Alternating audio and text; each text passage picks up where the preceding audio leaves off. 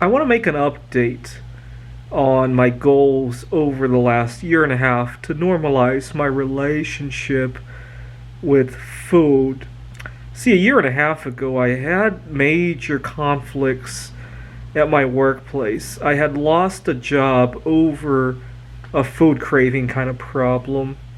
I had almost lost another job. I'm a professor, and one time I got very impatient with one of my students because I was itching to get back to lunch, and he had shown up at the wrong time for my office hours. I made the mistake of starting to answer him. I thought it was a quick 2-3 minute discussion. It wasn't.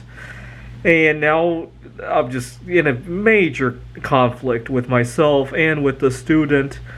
And long story short, I really jeopardized my career over such a simple craving. And that same year, I had broken up with a girlfriend over this. And I made myself miserable. The first day of the pandemic, March 2020, I made myself miserable trying to look for all my favorite foods. There were a million other foods in the grocery store that I loved. I got very fixated on 2 or 3 foods that I was craving, and I made myself miserable.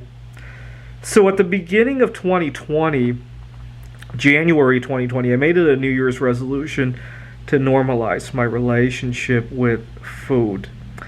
And 16 months later, I'm obviously doing a whole lot better than I was 16 months ago, or even 13 months ago when I was trying to stock up for the pandemic, or even just a few months ago. But I continue to have nightmares about this. Usually I'll have a nightmare about another job-related conflict. I had a meeting with my manager, with students, can't hold it together because I have a craving, arguing, fighting. I have nightmares about that all the time. But occasionally I'll get an even more intense nightmare. I had a dream a few months ago that I was on death row. And the reason I was on death row was because years ago during COVID-19, so the dream took place in the mid-2020. Years ago during COVID-19, I had gone to the store to look for my favorite foods, and somebody took the last package of something that I wanted, and I punched him in the face. He had some kind of heart condition or something like that, and he instantly died. And I was on death row. I don't think in real life that would get you a death penalty, but that's what happened in my dream anyhow. But I was mulling over all the problems I had in my life, and I had a few days until execution in my dream. And I remember thinking that during the last few days of my life, I could continue to make inspirational YouTube videos warning people about the dangers of compulsive eating. And that's what I was doing over the last few days of my life. I was counting down the days in the YouTube video, and then I woke up shaking and sweating. And then I recorded a video about the nightmare and about the dangers of compulsive in real life for the video. Okay, and then I had another nightmare. This was also recently.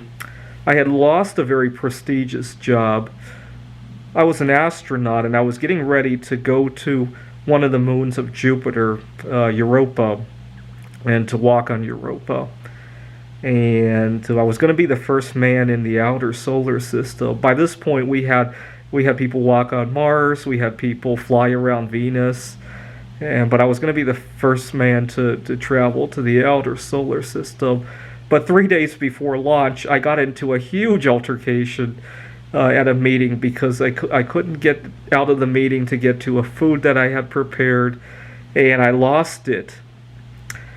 I had dreams that I was going to marry the girl of my dreams. She was very wealthy and very attractive, had all the right qualities.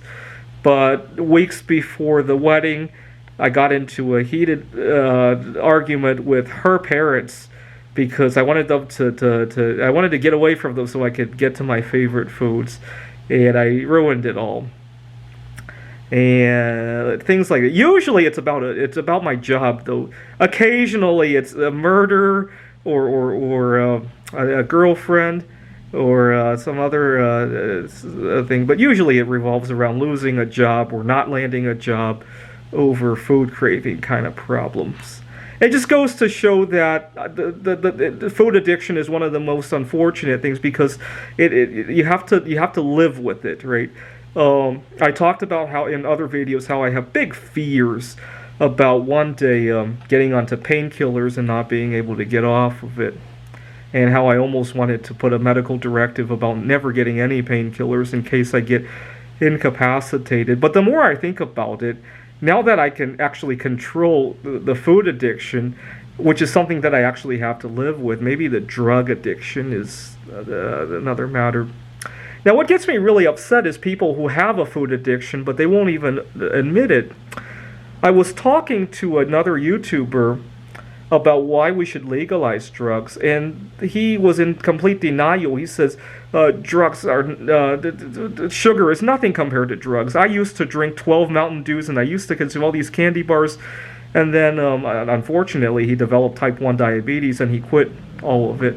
And my question to him is, if you weren't addicted, you were drinking 12 Mountain Dews? Most people don't even need that many fluids, let alone Mountain Dews. He says, oh, I just like it. No, I don't think so. I don't think so. I could just as easily say, I argued with my manager at the meeting because I really liked my food and I wanted to get out of there. I think I like my job a whole lot better. I had an addiction to food. I'm sure this guy who was, 12 Mountain Dews cost a fortune. I mean, I'm sure there are other things in his life that he liked a whole lot better. Not to mention that I'm not going to say whether or not it caused him to develop type 1 diabetes, but certainly he probably had other reasons he didn't want to be drinking 12 Mountain Dews a day.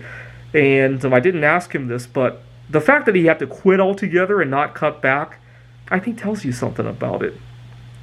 Anyways, food addiction is one of those things. Once you have it, you could be in remission from it, but try not to get so beyond it that you think that it will never affect you again.